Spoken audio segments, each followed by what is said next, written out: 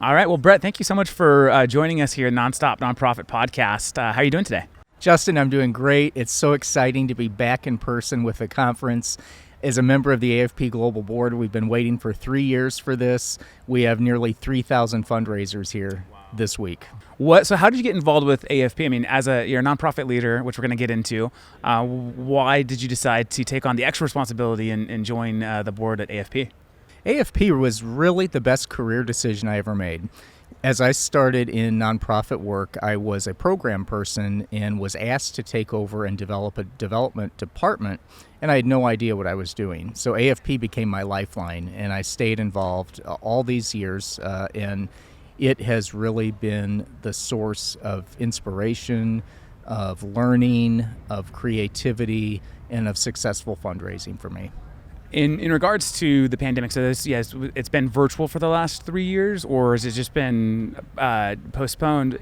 How has it caused you as a board to really think through AFP moving forward? I mean, yeah. Well, everybody's favorite COVID word, pivot. We learned to pivot quickly, and literally the first year we went from in-person to virtual almost overnight. When we were shut down and couldn't proceed. So we learned quickly how to use technology in a new way, how to make resources available to our constituents in a new way. But what we couldn't replace is the fellowship you get at an event like this. And so we're just so excited that people are back together. Yeah, it's great to be back. I love AFP. So thank you for all the hard work that you guys have done to make this happen. Bret, you run a very interesting nonprofit, and maybe for just kind of kickstart that conversation, tell us a little bit about your nonprofit, what you guys do at a high level, and then we'll kind of dig into some of the interesting programs you guys are running. Absolutely, Justin. So I'm the president and CEO of an organization based in St. Louis, Missouri called Wings of Hope. And we're a global humanitarian organization that uses airplanes to save and change lives.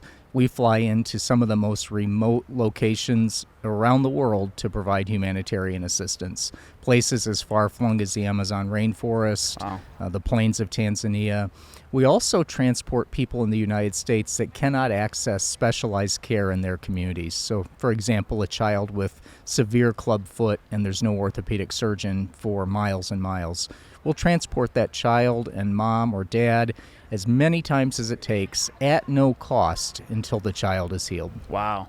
And what was the inspiration for, did you start the nonprofit, or what's like the founding kind of like the startup story of the organization? I am so glad you asked. We have a great startup story. It began 60 years ago. There were Catholic Charities relief efforts going on in Kenya. And one of the relief efforts involved some of the world's first flying nuns. So the nuns were flying into this desert area of Kenya, providing relief. And they were flying a plane that had wooden wings with canvas stretched across the wings. And the desert conditions were beating up on that plane pretty badly. So the canvas began to peel back from the edge of the planes. And at night, when the nuns would park their plane and go in for the evening, with that glue exposed, the hyenas were really attracted to the taste of that glue. Oh, wow. And they would come out at night, and they were literally eating the nuns' airplane. Wow. So our founders in St. Louis heard about this and decided we can't let the hyenas continue to eat the nuns' airplane. So they raised the money, purchased an aluminum aircraft, and sent it to Kenya. That became the very first Wings of Hope aircraft. And so I say we owe our humble beginnings to the nuns and the hyenas. Wow. That's great. That's a great startup story. I love it. You mentioned that when the pandemic hit, your organization had to rethink the way that it delivered the services and products that you were delivering around the world. Talk to us a little bit about the process to get to where you landed, and then what was the actual outcome of the innovation that took place as a result of the pandemic. Most definitely. Virtually all of our 10 field bases were shut down during the early days of the pandemic. But people were still hurting. People still needed care that they couldn't access based on where they live. And that was particularly true in our work in Ecuador, where we work with a non-governmental organization called Alas de Socorro. And Alas de Socorro and Wings of Hope were unable to fly into the rainforest to provide relief to the 8 indigenous tribes we work with because bringing in COVID, of course, could have been devastating to those tribes. Yeah. So it set us thinking about what can we do? What can we do to provide relief when we physically can't be in the rainforest?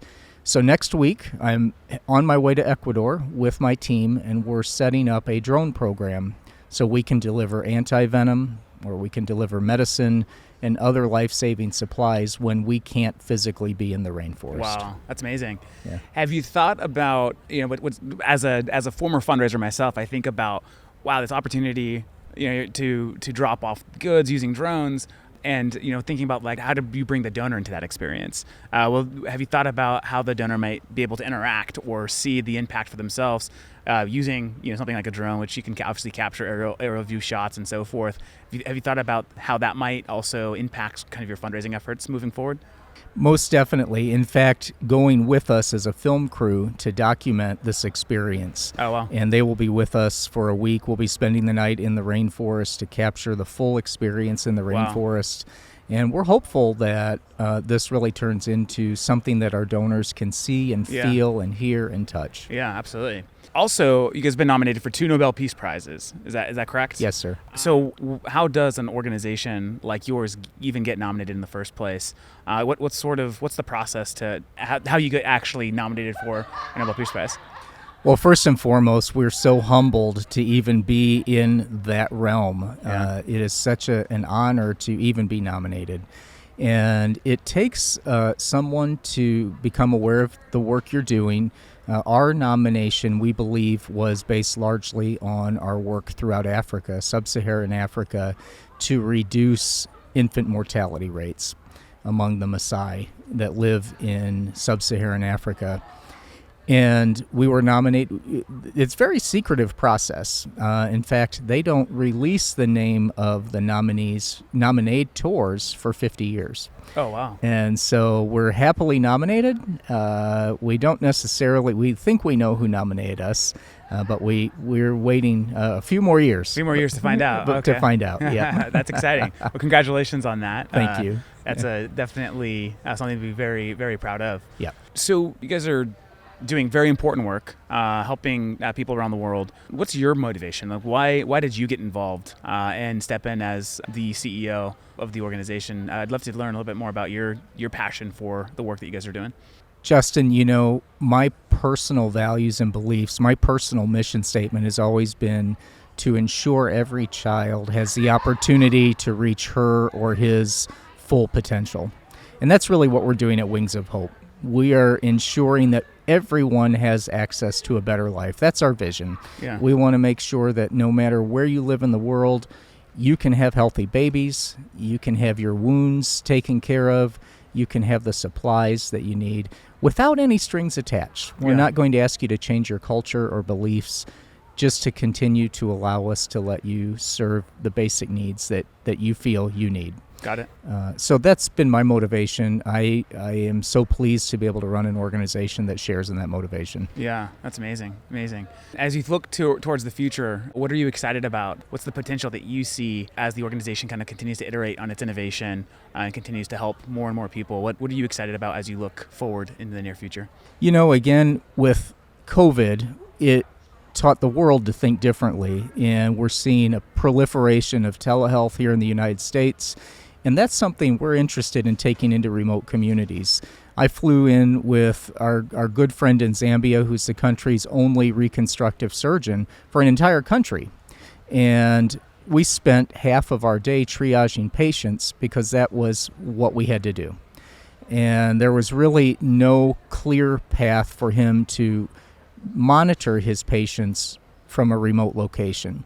So we're working with just some terrific people to make this happen, where we can set up a telehealth link that will allow us to triage patients before we arrive, to follow up with them afterwards.